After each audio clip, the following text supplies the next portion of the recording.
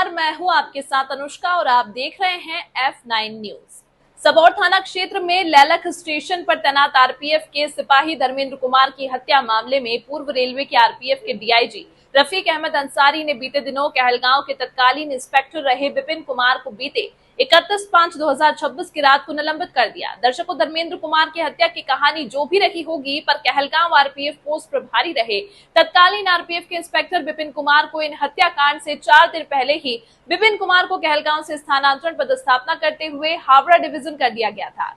स्थानांतरण उपरांत Vipin Kumar Kahalgaon RPF post के लुक आफ्टर चार्ज में बने हुए थे, जबकि विपिन कुमार का डिवीजन आदेश भी स्थानांतरण की निकली जा चुकी थी। अब सवालों के घेरे में आईजी पूर्व रेलवे से कोलकाता से लेकर डीआईजी पूर्व रेलवे रफीक अहमद अंसारी और कमांडेंट मालदा डिवीजन भी हैं। आखिर ऐसे क्या विपदा आ पड़ी कि कहलगांव के साथ साथ अन्य तीन इंस्पेक्टरों के भी स्थानांतरण पदस्थापना के आदेश निकाले गए। और सबसे बड़ी बात यह है कि मालदा डिवीजन का आरपीएफ का असूचना इकाई, जिसका काम ही है सूचना और जानकारी इकट्ठा करना, क्या वे मुफ्त में बैठकर तनख्वाह रेलवे की ओर से उठाते हैं? आखिर धर्मेंद्र कुमार आरपीएफ के सिपाही की डकैतों ने हत्या कर दी और शव को तालाब में फेंक दिया। सवालों के घेरे में आरपीएफ मालदा डिवीजन का आरपीएफ का सूचना इकाई के इंस्पेक्टर के साथ साथ कमांडेंट मालदा डिवीजन के टास्क टीम के ऊपर भी है। चूंकि इतनी बड़ी वारदात आखिर एकाएक तो नहीं घटी, सवाल इस आरपीएफ के सिस्टम से भी है कि आखिर सुदूरवर्ती इलाके में अकेले एक सिपाही को ही कैंपिंग ड्यूटी पर तैनाती क्यों दी जाती है? पोस्टों में तैनात सिपाहियों को डिवीजन में ले जाकर उनसे ही ट्रेन मार्गदर्शन क्यों करवाया जाता है, जबकि ट्रेन स्पॉटिंग के लिए पहले इसी आरपीएफ में एक टी कंपनी हुआ करती थी, जिसे बंद कर कुछ CENTE बनाया गया और अब रिजर्व कंपनी बनाया गया। समय के साथ साथ अलग अलग नाम से जाना गया, पर दुर्भाग्य ये कि इस रिजर्व कंपनी में सिपाही की जितनी जरूरत है उतनी है नहीं।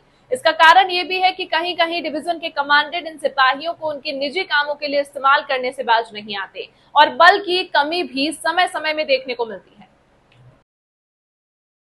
खबरें जो सवाल बनाती हैं, खबरें जो आपका इम्तिहान लेती हैं, तथ्यों की गहराई में उतरकर हम करते हैं हर साजिश का पर्दाफाश।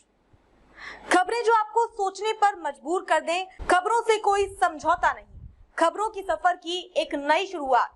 F9 न्यूज पर खबर वही जो सच दिखाए। क्या मालदा डिवीजन के कहलगांव आरपीएफ पोस्ट में तैनात रहे इंस्पेक्टर विपिन कुमार का स्थानांतरण कहलगांव से हावड़ा करना इतना जरूरी था, या फिर सुरक्षा बल में तैनात सुरक्षा बल की सुरक्षा का था? आखिर घाट सेक्शन में कैंपिंग ड्यूटी पर एक सिपाही को ड्यूटी में भेजना क्या कहलगांव आरपीएफ पोस्ट के मेजर की गलती नहीं थी? क्या एक बड़ा सवाल। दर्शकों, बता दें कि कैंपिंग ड्यूटी में एक सिपाही को भेजने का सिलसिला सिर्फ कहलगांव में ही नहीं है। ये पूर्व मध्य रेलवे के CIC सेक्शन के टोरी, पतरातू, बरवाडीह, गढ़वा जैसे आरपीएफ पोस्टों में भी है, जहां दूर दूर तक सिर्फ वीरान और जंगल ही जंगल है। उन्हें सुदूरवर्ती इलाकों में आरपीएफ के पोस्टों से एकमात्र सिपाही को रोटेशन पर अलग अलग दिनों में आरपीएफ के सिपाहियों को कैंपिंग ड्यूटी के लिए भेजा जाता है। कई बार नक्सलियों से भी सामना इन आरपीएफ के सिपाहियों के साथ हुआ, जब रात के वक्त सोते सिपाही को नक्सलियों ने उठाकर अपने साथ ले गए थे। पर आज भी इन CIC सेक्शन के बरवाडीह, टोरी, गढ़वा आरपीएफ पोस्टों के इंस्पेक्टरों के द्वारा एक सिपाही को ही कैंपिंग ड्यूटी पर भेजा जा रहा है। नियम कहीं भी एक के भेजने का नहीं है, पर डिवीजन के आरपीएफ के अधिकारियों के द्वारा इन बातों को नजरअंदाज करते हुए आज कहलगांव आरपीएफ पोस्ट में तैनात रहे धर्मेंद्र नामक सिपाही को मौत के घाट कुछ अपराधियों ने उतारा और बलि का बकरा बना दिया। आरपीएफ कहलगांव का तत्कालीन इंस्पेक्टर विपिन कुमार, जिसे पूर्व रेलवे कोलकाता के आरपीएफ के डीआईजी रफीक अहमद अंसारी ने कुर्बानी देते हुए उनको निलंबित कर दिया। आखिर निलंबित सिर्फ तत्कालीन आरपीएफ के इंस्पेक्टर विपिन कुमार को ही क्यों किया गया, जबकि मालदा डिवीजन का आरपीएफ का SIB सूचना इकाई के इंस्पेक्टर को अब तक निलंबित नहीं किया गया? आखिर ये दोगली नीति क्यों?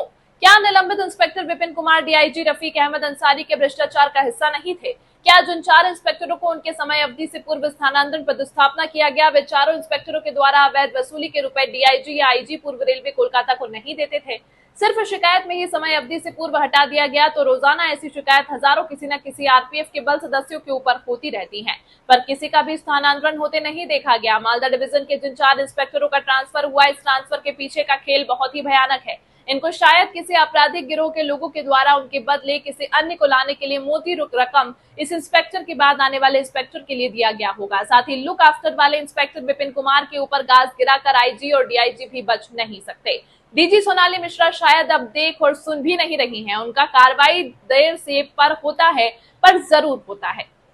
कोलकाता से F9 न्यूज एडिटर असीम कुमार सामंतों की रिपोर्ट। इस अंक में फिलहाल इतना ही। इसी तरह की खबरों के लिए देखते रहिए F9 न्यूज। खबर बड़ी और खास होगी, असल वजह की तलाश होगी। दुनिया भर के हर गांव, शहर, गली, मोहल्ले पर नजर हमारी होगी। खुलेंगी पर्दें, जहन में उठे हर सवाल की बात होगी। हर वो जवाब जो है आपके लिए जरूरी, जिम्मेदारी हमारी होगी। हमारी खबरों में कुछ हटकर होगी बात। देखिए सिक्के के दोनों पहलू F9 न्यूज के साथ।